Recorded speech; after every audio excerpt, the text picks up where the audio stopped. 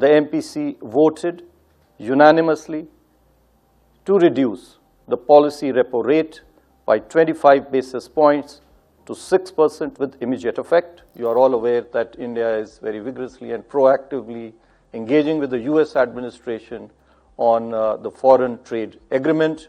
Bright prospects of the agriculture sector bode well for rural demand, which continues to be healthy, while urban consumption is gradually picking up with an uptick in discretionary spending. Real GDP is now projected for this fiscal 25-26 at 6.5%, with Q1 at 6.5%, Q2 at 6.7%, Q3 at 6.6%, and Q4 at 6.3%.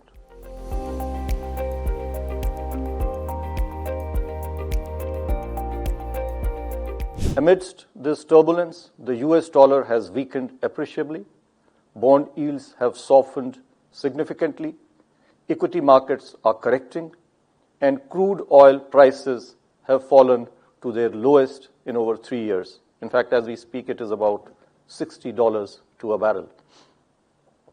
Under these circumstances, central banks are navigating cautiously with signs of policy divergence across jurisdictions, each reflecting their own domestic priorities. The Indian economy has made steady progress towards the goals of price stability and sustained growth. On the inflation front, while the sharper than expected decline in food inflation has given us comfort and confidence, we remain vigilant to the possible risks from global uncertainties and weather disruptions. Growth is improving after a weak performance in the first half of the last financial year, 24-25, although it still remains lower than what we aspire for. And now I come to the decisions of the Monetary Policy Committee. After a detailed assessment of the evolving macroeconomic and financial conditions and outlook, the MPC voted unanimously to reduce the policy repo rate by 25 basis points to 6% with immediate effect. I repeat, the MPC voted unanimously to reduce the policy repo rate by 25 basis points to 6% with immediate effect. Consequently, the standing deposit facility, the SDF rate, under the liquidity adjustment facility shall stand adjusted to 5.75%, and the marginal standing facility rate, or the MSF rate, and the bank rate shall stand adjusted to 6.25%. I shall now briefly set out the rationale for the decisions of the Monetary Policy Committee. The Monetary Policy Committee noted that the inflation is currently below the target. It is supported by a sharp fall in food inflation. Moreover, there is a decisive improvement in the inflation outlook. As per projections, there is now a greater confidence of a durable alignment of headline inflation with the target of 4% over a 12-month horizon. On the other hand, impeded by a challenging global environment, growth is still on a recovery path after an underwhelming performance in the first half of 24-25, which is the last fiscal. In such challenging global economic conditions, the benign inflation outlook and the moderate growth demand that the MPC continues to support growth. Accordingly, the MPC unanimously voted to reduce the policy repo rate by 25 basis points to 6%.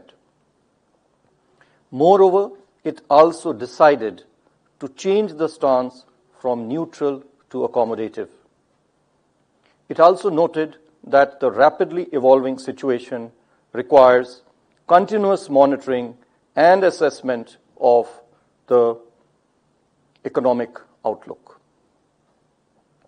Let me now dwell a little on the monetary policy stance. This has been a subject of interest for some commentators and market participants. There have been questions as to whether it means a change on the policy rate or whether it signifies our stance on the interest rate or whether it relates to liquidity conditions. From a cross-country perspective, monetary policy stance is typically characterized as accommodative, neutral, or tightening. While an accommodative stance entails easy monetary policy that is geared towards stimulating the economy through softer interest rates, tightening refers to contractionary monetary policy, whereby interest rates are hiked to restrain spending and curb economic activity, all with the objective of reining in inflation. A neutral stance is typically associated with a state of economy which neither calls for stimulating economic activity nor calls for controlling inflation by curtailing demand. Therefore, it provides the flexibility to the central bank and the MPC to move in either direction on the basis of the evolving economic conditions. In our context, the stance of monetary policy signals the intended direction of the policy rates going forward. Accordingly, with respect to the policy rate, which is the mandate of the MPC, today's change in stance from neutral to accommodative means that going forward, absent any shocks, the MPC is considering only two options, that is, status quo or a rate cut. Let me also clarify that the stance should not be directly associated with liquidity conditions. While liquidity management is important for monetary policy, including decisions related to policy rate, it is an operating tool with the RBI for various purposes, including monetary policy transmission. Monetary policy decisions to change policy rates do, however, have implications for liquidity management, being the operational tool to carry out the policy changes. To summarize, our stance provides policy rate guidance without any direct guidance on liquidity management. I will, of course, be discussing later our approach to management of liquidity. Before now I share our outlook and assessment of the growth and inflation, I think a few words on the implication of the recent global trade and related policy uncertainties are in order. Let me first highlight the possible implications for growth.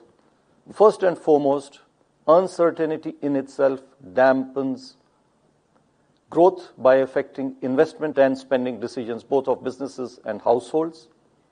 Second, the dent on global growth due to trade frictions will also impede domestic growth. Third, higher tariffs shall have a negative impact on net exports. There are, however, I may say, several known unknowns. The impact of relative tariffs. Our relative tariffs vis-a-vis some of the other countries are quite low.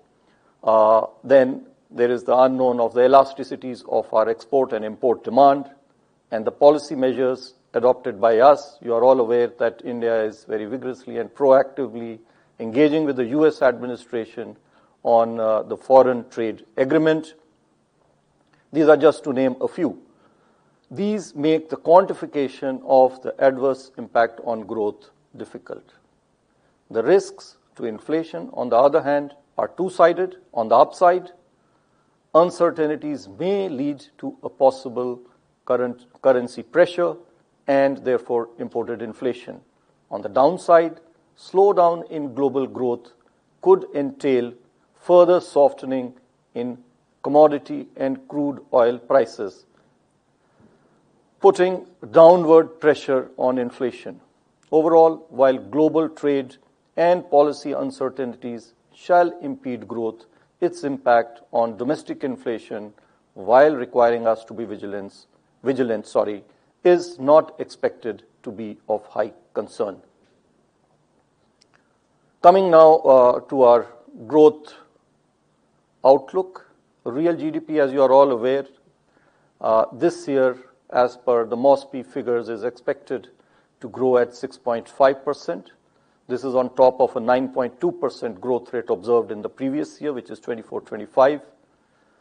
In 25-26, the current year, prospects of agriculture sector remain bright on the back of healthy reservoir levels and robust crop production.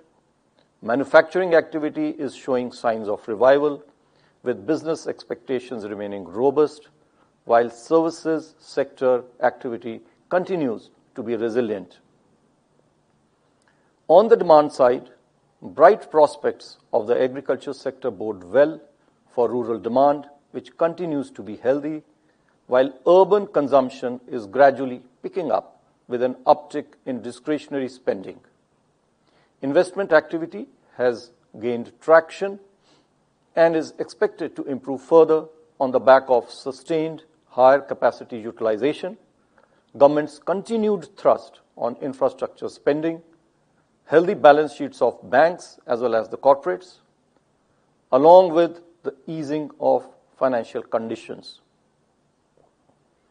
Merchandise exports will be weighed down by global uncertainties, as mentioned earlier, while services exports are expected to remain resilient.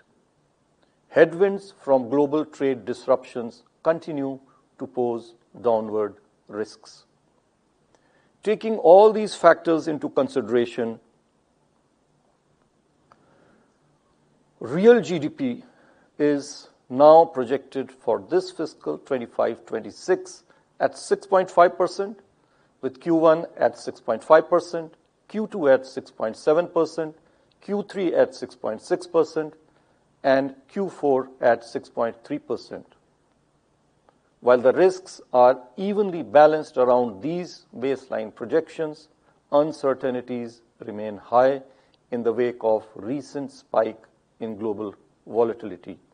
You would have noted that the growth projection for the current year has been marked down by 20 basis points relative to our earlier assessment of 6.7% in the February policy.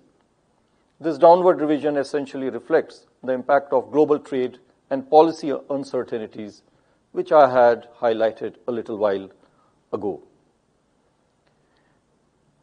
Coming to inflation, the headline inflation moderated during January-February 2025 following a sharp correction in food inflation. The outlook for food inflation has turned decisively positive. The uncertainties regarding rabi crops have abated considerably, and the second advance estimates point to a record wheat production and higher production of key pulses over that last year. Along with robust kharif arrivals, this is expected to set the stage for a durable softening of food prices. Sharp decline in inflation expectations in our latest survey for 3 months and 1 year ahead would also help anchor inflation expectations going forward. Furthermore, the fall in crude oil prices augurs well for the inflation outlook. Concerns on lingering global market uncertainties and recurrence of adverse weather-related supply disruptions, however, pose upside risks to the inflation trajectory. However, I may add that as per the latest forecast by various organizations, national and international, including our own Indian Meteorological Department, the monsoon is expected to be normal, and the El Nino effect is also expected to be absent. So these are positives for us. Taking all these factors into consideration and therefore assuming a normal monsoon, CPI inflation for the financial year 25-26 this year is projected at 4%, with Q1 at 3.6%, Q2 at 3.9%, Q3 at 3.8%, and Q4 slightly higher at 4.4%.